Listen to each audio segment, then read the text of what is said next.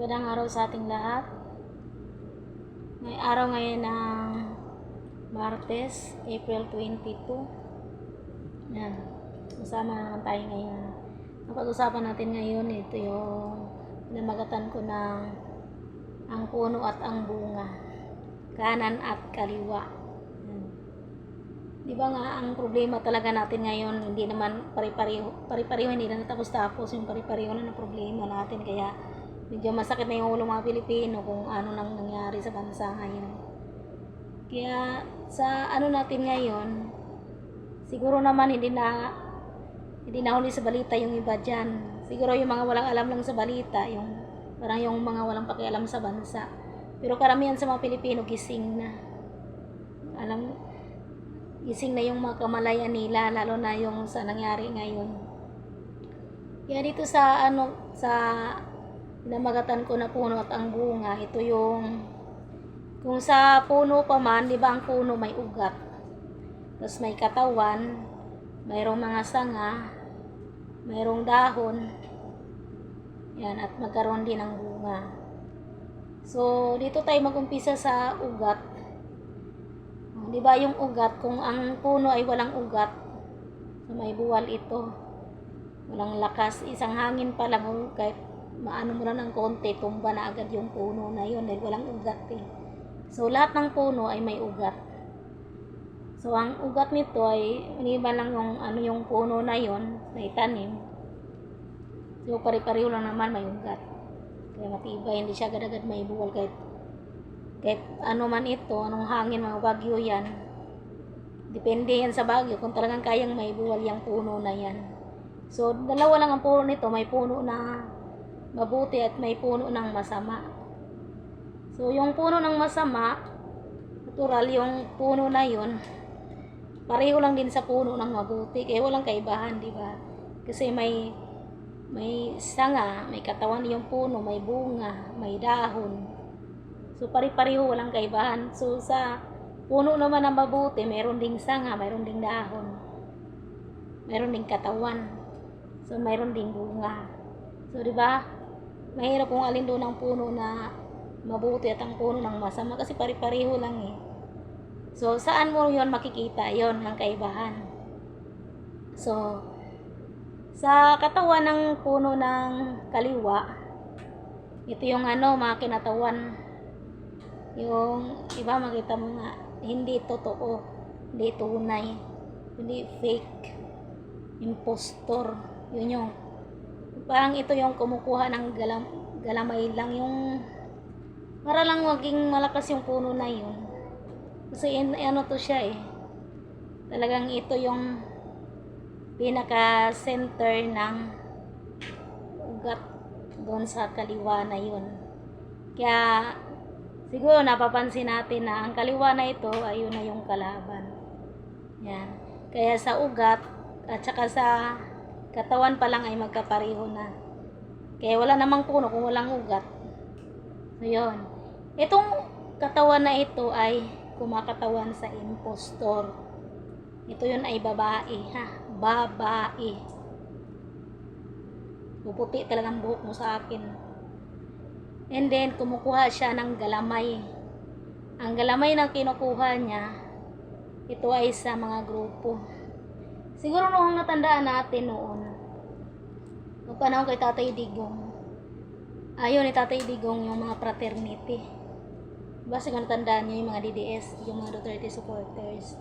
Yun yung mga fraternity. Kasi nga, meron diba dati mga fraternity, may mga mga riot. Yung may mga fraternity kasi na ganun eh. Pero hindi naman yun, kasi meron din ng fraternity na Pero ngayon, ang ginagamit ng impostor na to ay ang fraternity. So hindi natin palawakin yung pahabain ng natin. Basta yun, yung fraternity na yun ang ginamit na yun. So para hindi halata, tinakpan ito ng dahon. So dahil ang sanga na yun, dahil ang daming fraternity, ginawang sanga na yun. So para hindi halata, syempre ang sanga, hindi maring walang dahon. So, ang dahon na yun ang ginamit na panakip para Parang props ba na ganito. Ganito yung ano na to. Para hindi makita yung plano o drama. Tinakpan ng dahon. Mga pampaganda ba? Diba pag ang isang puno na walang dahon ang pangit tingnan. Diba nakita mo yung puno dyan na walang dahon? Hindi maganda. Kitang-kitang skeleton, no? Skeleton na katawan eh. Puno na yan. Walang dahon. Kitang-kita yung katawan, pati yung mga sanga niya. So, itong impostor na to, ilagyan ng props, pampaganda ba? Mga ano dyan na madala ito para makaakit. Yan. Yung impostor na yan, yung dahon na yon, itinaklob niya doon sa sanga. Ano ba yung uri ng mga sanga na yon? Gumagamit siya ng mga grupo. Daming grupong ginamit niya. And then, yung grupo na yun hindi mahalata kasi sasabayan niya ang galaw ng kanan. So, kaliwa yun, sasabayan niya ang galaw ng kanan. Kukuhanin niya yung ano doon, kung ano yung gusto niya doon, na hindi mahalata. Yung props ba, yung ganun. Yung dahon na yun. So, dahil sa dahon na yun, hindi mahalata. Hindi mahalata yung kilos at gawa nila doon, kung ano mga plano. So, dahil ganun pa man, itong si Bunga, no? Kaya makita pa rin talaga kasi kahit may props man yung paganda o ano yung pampasigla doon o kahit pera man yun eh, ano doon sa ano na yun, malalaman at malalaman pa rin dahil makita sa bunga. So, ang bunga ay, siyempre, kung ganun ang ano, ang bunga ay naging masama. So, ang bunga ay yun. Yung marami ang nakapasok. No? Marami ang nakapasok dun. Ngayon, ang nangyari kay ang akalat naman nila nga nakapasok dun ay tama ang pinasukan nila dun. Kaso lang ang pagkakamali dun, ang pinasukan ay hindi nila alam na ang pumasok sa kanila, ang pumasok sa kanila ay alam din. No? Ay, ganito yun ha. Pumasok sila doon sa group na yun. Hindi nila alam na ang group na hindi nila alam na ang group na yun na pinapasukan nila ay alam din ng pumasok. Parang nag-ano sila ba na parang naggisa sa sariling mantika yung kalaban. Yung kalaban ang nagisa sa sariling mantika. Kasi nalaman yung ginawa nila. Nalaman ang gawa sa kaliwa. Nalaman ang kanan. So ngayon, nalaman ngayon. So ang nangyari pala, ito ay planted. Na noon pa man, ito ay galing sa ugat na yon, na babae na yon. Doon. Tapos sa karatawan, sa sanga, sa dahon, yun yung naging bunga. Kaya ang gusto talaga na iligaw ang mga Pilipino na wasakin yung mga Duterte supporters. Yan. So, ang nangyari, dahil matalino ang mga Duterte supporters, alam mo, karamihan sa mga Duterte supporters, yung parang Tatay Digong, mga attorney yan. Mga attorney yan. Kahit mukha man lang ano na yan, magaling yan sa isip. Hindi kayang pasakayin ang mga Duterte supporters ng kalaban. Dahil nagkamali sila, ang mga Duterte supporters ang magpasakay sa kalaban. Nagets nyo? Kung pinapasok nyo ang grupo ng mga Duterte supporters, alam ng mga Duterte supporters kung sinong pumasok sa grupo na yan. Sino ngayon ang nahuli sa bitag? Ang mga Duterte supporters ba o ang kalaban? Sagutin niyo. Hindi nyo ba alam na mga Duterte supporters? Kung papunta pa lang kayo, babalik na kami. Kaya yung mga ginagawa nyo ngayon, Alam na namin yan. Yan. Kaya kung sa kanan, ang inaakala nyo, na daig na, natalo na tayo, hindi. Nasa atin. Ang naging kakampi ng kanan ay ang taong bayan. Tayo yung mga Pilipino. Dahil ang sanga nito ay katotohanan, no? Ang dahon nito ay puro katotohanan. Hindi ito kayang wasakin ng kalaban. Ang mga dahon ay hindi yan maging taglagas. Dahil buo yan. Dahil ang totoong solid Duterte supporters, hindi madala sa kalaban kahit sa pera pa man yan.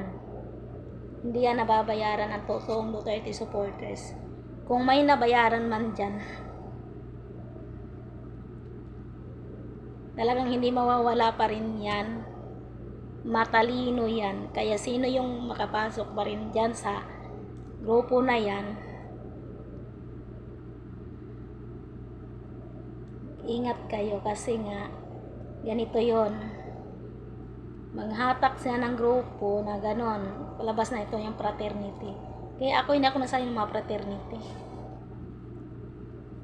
kasi talagang mayroon talaga dyan gamitin na ang ginto pasok. Tapos pag halimbawa na buo na yun, nandoon na, dagdag na sila. Ang mangyari doon, iano nila yon, ibubuan nila, iiwan nila sa area yung ganun na yung plano nila ba na hindi na mabuo. Kasi ang gusto lang nila na iligaw ang mga Pilipino, lalo na mga Duterte supporters, na mawala ng sa bansa. Ano bang problema ng bansa? Parang may nila doon, may iligaw nilang mga Pilipino para hindi makapokus na ganito ang dapat gawin, ganun. Yun. Kaya ang inakala ngayon ng kalaban, natatalo nila ang mga Duterte at pati mga Duterte supporters. Kung titingnan natin uli yung inaano ng mga kalabanan, kaya na sa ginagawa nila, yung sa umpisa pa lang sa confidential fund. Ang confidential fund na yun, yung sa kay BP Sara, talagang premature yun. Hindi tapos yun na baliwalang katotohanan lahat yun, yung binato sa kanya na yun. Kaya ang gusto lang nun, sisihin ang mga Duterte, pekita na maging kontrabida ang mga Duterte, para masira ang mga Duterte at para wala nang maniwala sa mga Duterte. Yun yung tungkol sa confidential fund, yung inunahan nila pagsira ba yung mga Duterte. Kaya nga premature hindi pa nabuo yun.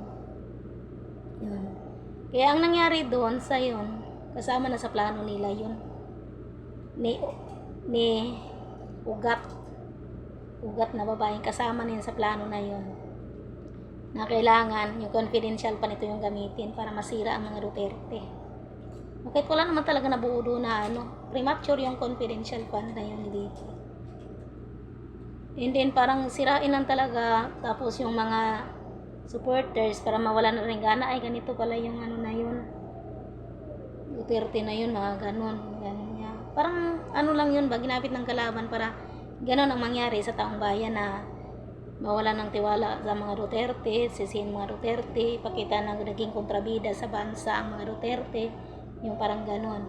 Kahit ganon talaga ang nila. So, ang nangyari na yun, kaya sinadya yung may na yun, confidential fund, para mag-inisin ang mga tao. No? So, ang nangyari doon, dahil gusto nila na inisin ang mga tao, kasi yun ang plano nila, magkaroon na yung mga rally. So, para buwagin, wasakin ng mga Duterte supporters, bilhin ng pera, tapos ginamit takpan ng mga katotohanan sa nangyari sa bansa, yun yung sa rally. Galitin ang mga tao, magtiis, tapos kukuha ng pander. So, sa rally pa lang, ito yung ginamit nila para mabuwag yung mga Duterte supporters, so yung mga nagmamahal sa bayan, kasi meron ng kukuha ng pera, o ganitong grupo na to, may mga pander na dahil sa pupunta sa rally na yun. So, nagkaroon na ng mga pander. So, ang pander na yon, alam ba natin kung saan galing yon? O, syempre, kaya nga may rally na yun kasi yung pander na yon galing sa kalaban yon. So, dahil sa pera na yun na pag-anuhan doon sa rally na yun, so ngayon nakuha na. Paano kung ang pander ay ang hawak niya ang fraternity ay galing doon sa kalaban? So, paano ka pa makalabas dyan na galing sa kalaban na yun? So, ang maring gamitin dyan yung mga organizer. So, hindi lahat kasi ganito yun eh. Hindi lahat ng organizer ay hindi ko lang sabihin yun. Kasi ganito yan. Kaya kung ang organizer talaga, mayroon talaga dyang nalagay. Kaya hindi matapos hindi yung focus talaga na ano ba talagang focus na ipinaglalaban sa rally na yan. Isa yan. Yung parang mag-away-away mo dito, ay, ito napagod na ako sa kakarali. Ay, ganito, wala namang nangyari. Parang na lang yung parang mawala na ng gana ba yung mga Pilipino. Sabi, ganito naman, pupunta doon, gano'n. Yung parang sa rally pa lang na yun, parang pinakita na magkawatak-watak pang hinaan ang mga Duterte supporters. Kasi rally na to, parang ginawang kontrabida na talaga mga Duterte, gano'n, di ba? Kasi pinamang Pilipino, bakit nag-rally na silang yan? Yun dahil kaya ganito, gano'n ang nangyari kasi dahil sa impeachment ni BP Sara. O ano bang nangyari sa impeachment ni BP Sara? Kasi dahil sa confidential fund. Yun, hanggang sa machismo yung mga Duterte, yung parang gusto nila baling lahat ang pagkakamali sa mga Duterte supporters para matakpan yung mga pinagagawa ng administrasyon na kawatan para pagkabangag nga, para matakpan. Kaya doon nakapokus lahat sa mga Duterte, yung mga pinaggagawa na gawa-gawa lang din nila din yun sa kalaban. So ngayon, ang nangyari, dahil sa daming ginagawa na nila sa mga Duterte, yung napuno na ba yung mga tao, yung parang nahulog na sa inaapi talaga nilang mga Duterte. So hindi sila nagtagumpay doon sa confidential fund hanggang sa nag-rally, hindi rin sila nagtagumpay doon, yung kalaban na hindi nagtagumpay ang kalaban doon sa rally na yun. And then yung sa impeachment naman ngayon, nagparally uli, para talaga nila na ang mga Duterte talaga yun ang may problema, nagbigay problema sa bansa, nagpahirap sa mga Pilipino. Parang ganun, para matakpan yung pagkakasala ng kalaban, yung sa administrasyon nga ngayon na talagang antindi sa korupsyon pa lang, diba, sa droga, lahat na nakatiwalian, pang-abuso, pang-api. Yun, parang gustong takpan ba yun? Kaya inano nila sa mga Duterte ang baling ng pagkakamali. Parang ginawang kontrabida na ba? Bis kaya ito yung mabuti nga, maraming ginawang mabuti sa bansa, parang binaliktad na nila yun. Kaya yun, yung laro na sa impeachment. Dahil sa confidential fund, nagkaroon ng impeachment. Yun, para tanuhin yung kamali ng mga Pilipino. Ito yung mga Duterte, yung mga may kasalanan, mga pang-abuso sa bansang Pilipinas. Parang Duterte na lahat ang nakaano ngayon, sa isip ng mga Pilipino, ay mga Duterte, ganito pala ngayon. Parang nahulog talaga sa kawalang hiyaan na ba ang ginawa nila. Yan. Pero mas lalong na kasi dumami ang supporters ng mga Duterte na buong mundo na talagang magaling ang Tatay Digong natin. And then, hindi rin pa rin silang doon sa impeachment na yun kasi mas lalong dumami mga Pilipino naging kakampi ni BP Sara. O, ang ginawa naman nila ngayong pangatlo, yung pagkidnap kay Tatay Digong. Kasi sa Tatay Digong, parang hadlang din to sa impeachment ni BP Sara. At saka sa Tatay Digong, syempre, matalino. Ilang matalino, talagang mabait, maraming kakampi ng mga Pilipino. So, nagtagumpay nga sila doon sa pagkidnap kay Tatay Digong, nadala nila doon sa nagkamali pa rin sila kay mas lalong dumami ang supporters ng mga Duterte. Buong mundo na, biruin mo, naging hero na tuloy siya ng mga Pilipino kasi nga sa ginawa niya na nakidnap siya, tapos ang daming galit na sa administrasyon, galit na sa PNP, galit na sa mga sundalo. Yan, lahat na nagagalit ng mga Pilipino. Di nagagalit na doon talaga sa administrasyon, lahat ng mga, kahit mga nakaupo dyan, mga basta sa administrasyon ngayon na kasamaan, galit na ang mga Pilipino. So, bagsak na naman sila doon sa plano nila. Galit na galit sila. Wala talaga, hindi sila nagtagumpay sa lahat ng plano nila. Nasirain ng mga Duterte. Wala. Sa confidential pa, hindi sila nagtagumpay. Sa mga rally na mahatak ng mga tao, mahiwa-hiwalay, hindi pa rin sila nagtagumpay. Pagdating sa impeachment, hindi pa rin sila magtagumpay dahil wala namang katotohanan, wala namang may pakita sila na ano dyan. So, ipanalo pa rin yan ni BP. So, wala talaga, sa isang salita, wala sila. Hindi sila nagtagumpay sa mga plano at binabalak nila. Kaya itong si Ugat na to, puputi talaga ang buhok nito kasi hindi niya maisip kung ano namang planong gagawin niya. Nga laging na ano yung plano niya, na lagi siyang nagaganyan sa plano niya. Kaya lagi tayo nagtatagumpay kasi hindi papayag ang Diyos na hindi tayo magtagumpay kasi nandito tayo sa katotohanan. Kaya itong grabe talaga. So ngayon dahil si Tatay Digong nandoon na sa ibang bansa, nandoon na nakidnap na hindi pa nakauwi. So nandoon na lahat. Kasi ayaw nilang maihadlang sa impeachment ni Tatay Digong, ni VP Sara.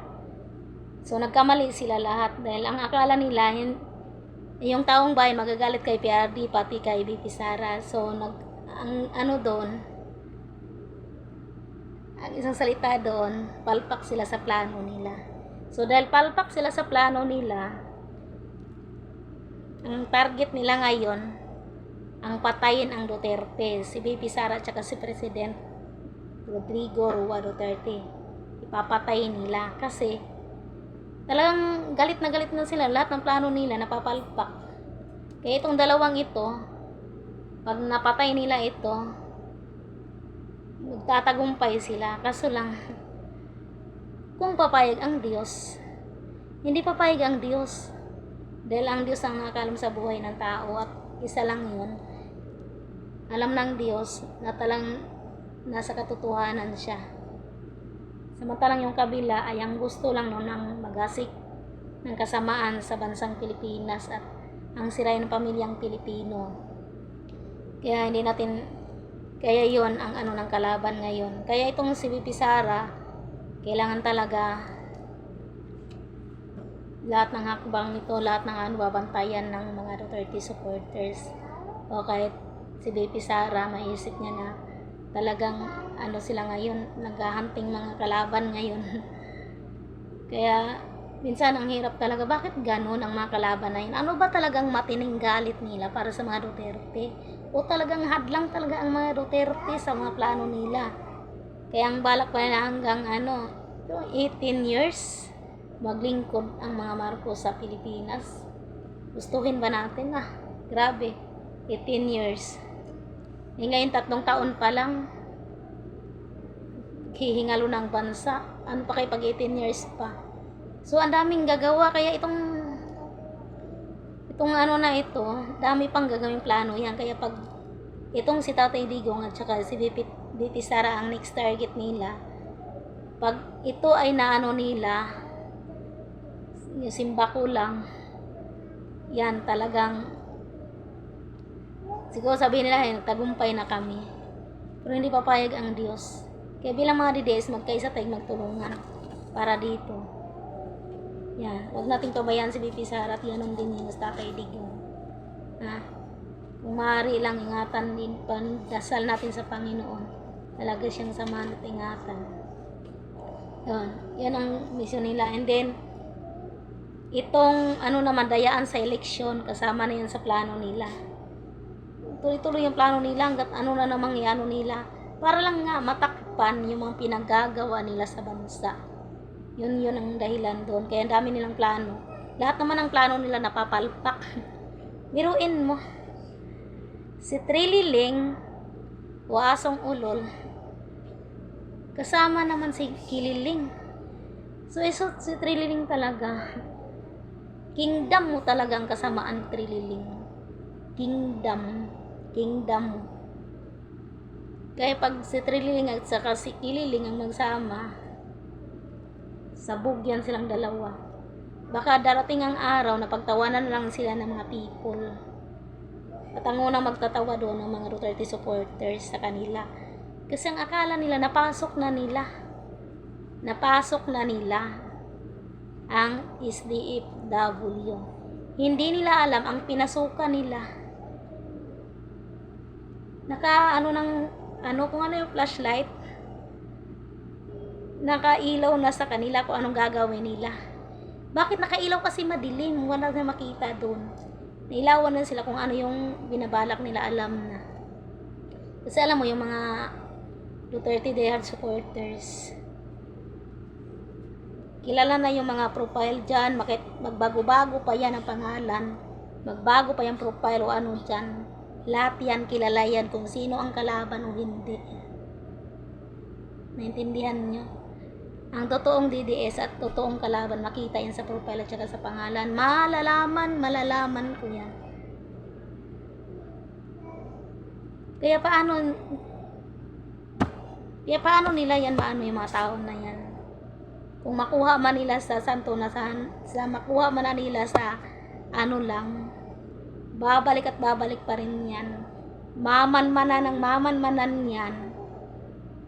Walang alam, pain yan sa kalaban. Kaya matalino, kung matalino sa Tatay Digong, pare-pareho lang, kasi matalino yung mga DDS, lalo ng panahon ni Tatay Digong.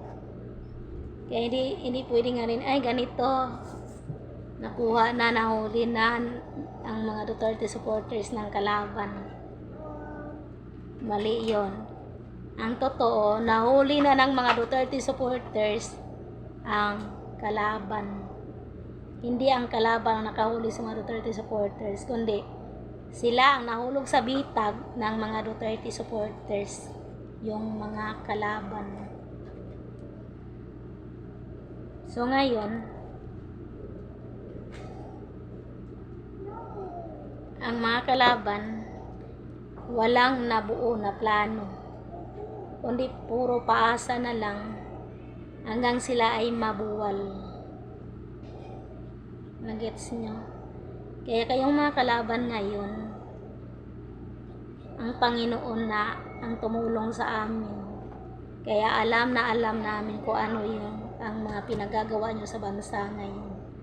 Kahit anong drama pa yan, kahit anong game man yan, o anong palabas man yan na gagawin nyo sa mga Duterte supporters o sa mga tao nagmamahal sa bayan, lalabas at lalabas ang katotohanan. Walang usok na hindi lalabas yan. Kaya ngayon pa lang, palpak kayo sa plano nyo.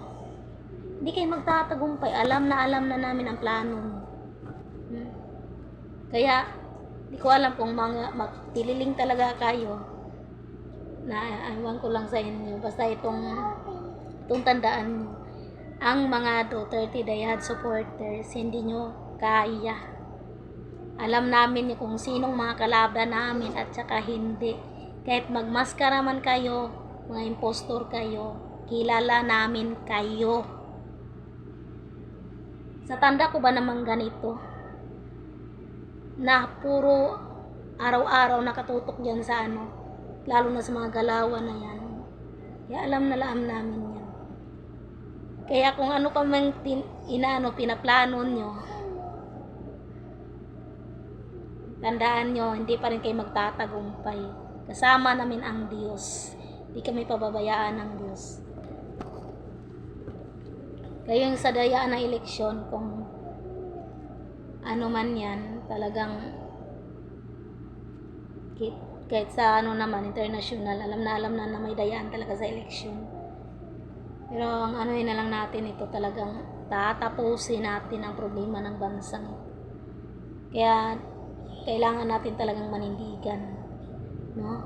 Bilang mga Duterte supporters, mga sulit, gising na gising tayo. Huwag tayong patulog-tulog. Kaya alamin natin kung sino yung mga kalaban. Kasi ako matalino eh. Kung matalino ang matching, unggoy pa rin. Yan. Kaya magpasalamat pa rin ako na ang mga Duterte supporters talagang malaban talaga. Kasi talagang nagmamahal sa bansa. Kasi ang puso ang gamitin, di ba? Kasi pag ito ang gamitin, yung utak, tiyak mapapalpak. pero ang puso gamitin. Ito. Kaya ang kasama yan, isip at puso para magtagumpay. Kasi kung puro isip lang, walang puso, laglag doon, kaya palpak. Kaya gamitan talaga ng puso. Yan. Kaya sa mga ano dyan, sa mga commanders, gano'n din sa FDFW, tuloy pa rin ang laban natin. Dito tayo ngayon sa FGF, yung Filipino Guerrilla Forces. Yan. Wala namang problema dun. Walang problema sa FGF, sa Filipino Guerrilla Forces. Ang problema yung ang kalaban natin ang magproblema sa atin. Hayaan natin sila mang problema basta tayo wala tayong problema. Eh, kasama natin ang Diyos. Magtatagumpay ang katotohanan laban sa masama. Yan. O, mayroon tayong sa commanders pala dyan na yung commanders natin sa sa Bukidnon, si FGF Commander called Venancio Malalay has passed away. Rest in peace, Commander. Scout Ranger 51. Kaya tayo ng nito, tulong nito kay Commander called Venancio Malalay. Baba ko yan sa GC mamaya. Yan. Kaya inuulit ko, lagi tayong magmatsyag, magbantay, makialam, manindigan. Kaya ito na, yung Tatay Digong natin, yung si Pipi Sara natin, huwag nating pabayaan, lagi tayong nakabantay. Tutok, focus lang tayo sa mabuti. Kaya sa darating na eleksyon, kung may dayaan man, tapusin natin ito para mawala na yung problema ng mga Pilipino.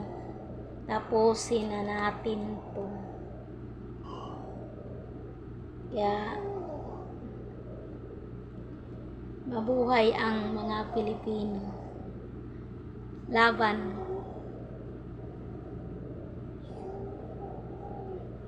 God bless everyone.